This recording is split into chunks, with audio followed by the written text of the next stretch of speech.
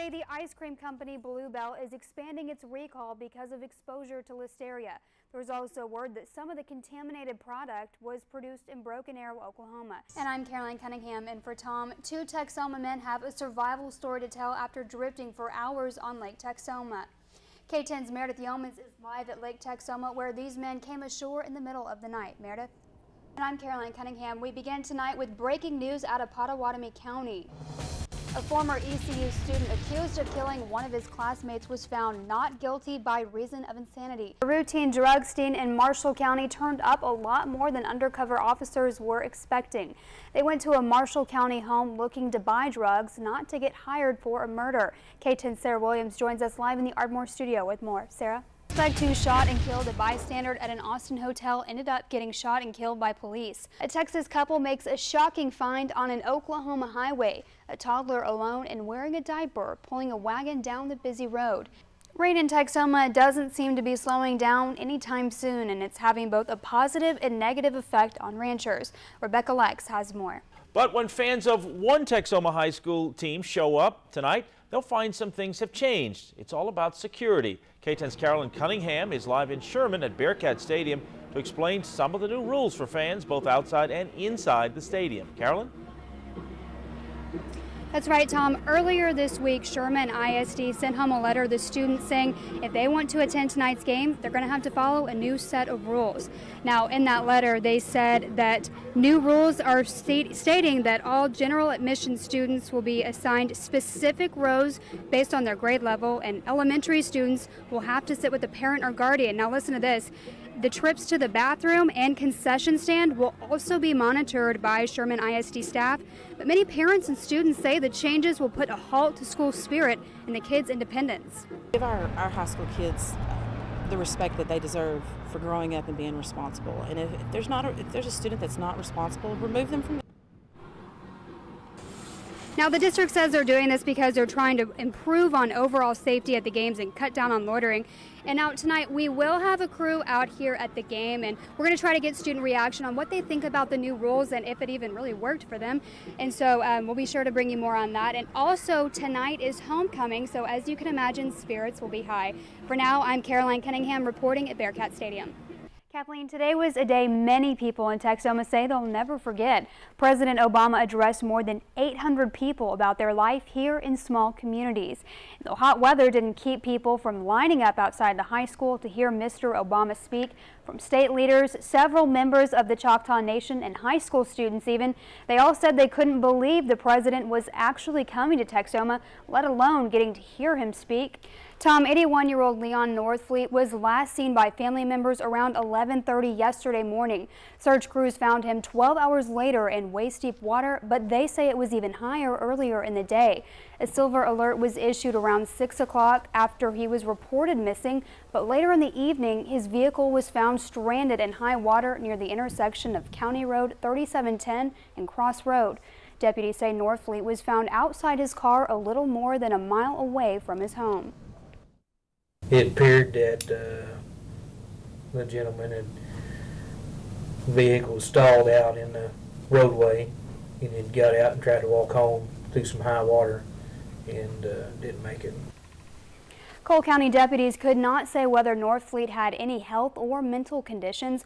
According to the National Weather Service, more deaths occur due to flooding than from any other thunderstorm-related hazards. Sheriff Brian Jump encourages drivers to not try and cross water-covered roads for as long as the floodwaters remain. Kathleen, the blast didn't look small at all. Contractors say tonight they set off a small charge of dynamite around 7. This comes after postponing yesterday from inclement weather. Tom, because of recent lack of rain and Texoma's extreme heat, both Fannin and Cook County declared burn bans this morning, and by the looks of the way tomorrow's agenda is looking, Grayson County isn't too far behind. I'm Caroline Cunningham, and like Kathleen just said, we're still anxiously waiting on pins and needles to hear President Obama speak, and he's set to speak in about 20 to 25 minutes. And while we don't know exactly what he's going to say, we do have a few key points of what he's going to discuss here. Today, authorities released the names of the man and his kids who died yesterday, and as they continue to try to find answers for why it all happened. Grayson County fire officials say Sunday afternoon's fire badly damaged the home in the 100 block of Kepler Road just outside of Van Alstyne. Firefighters quickly got the flames under control, but when they went inside, they found the bodies of 45-year-old David Lee Small and his 8 and 9-year-old children, Grant and Ashley. At this time, myself and the Sheriff's Department are doing an investigation on this structure fire we had yesterday here in Van Alstyne. Investigators believe Small committed suicide, then, quote, caused the death of his 2 children. So far, they haven't said how. According to a preliminary report by the Dallas County Medical Examiner's Office, all 3 showed significant signs of smoke inhalation and no other signs of trauma.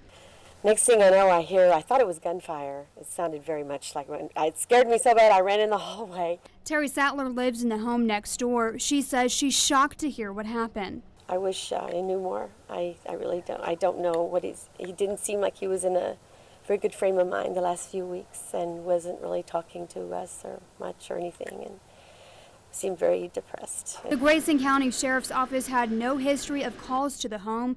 2 pets were also found dead inside the house.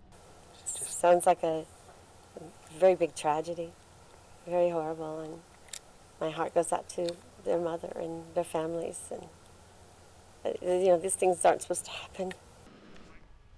Both the fire and deaths are still under investigation by both the Grayson County Sheriff's Department and the Grayson County Fire Marshal's Office. Reporting live in the studio, Caroline Cunningham, K10 News. Rainfall may be getting old to some of us, but the downpour has been able to break a couple of records, one of them for the first time in more than a decade.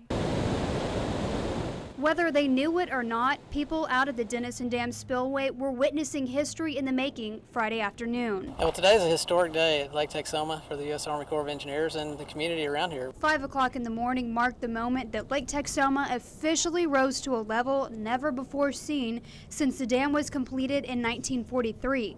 And once past the previous mark of 644.71 feet, the water just continued its record-breaking rise. Getting up to 645.2, which is about where it is now when we're talking, and that's about a half foot high, higher than it was in 1990 when we set the last record here at Lake Texoma. It was a bustle of activity out at the spillway. Hundreds of families making the trip to see the raging waters.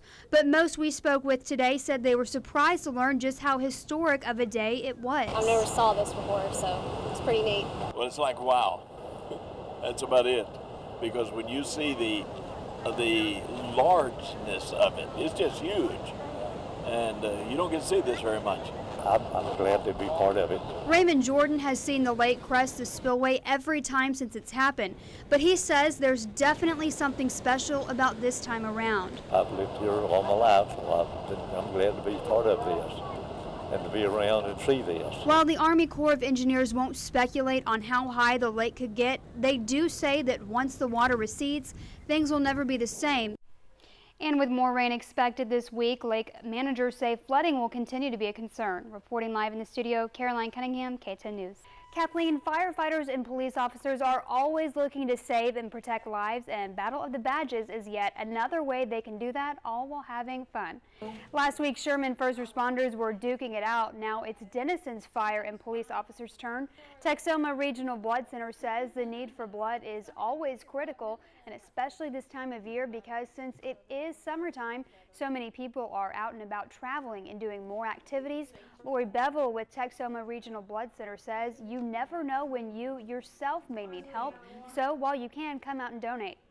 Our office is open Monday through Friday from 8 to 5:30, and Saturdays we're there from 9 to 2. We're located at 3911 North Texoma Parkway. We would love for you to come in the office anytime you're not able to come out on a blood drive. They encourage everyone to come out no matter your blood type. Both the fire and police departments say they enjoy helping out the community.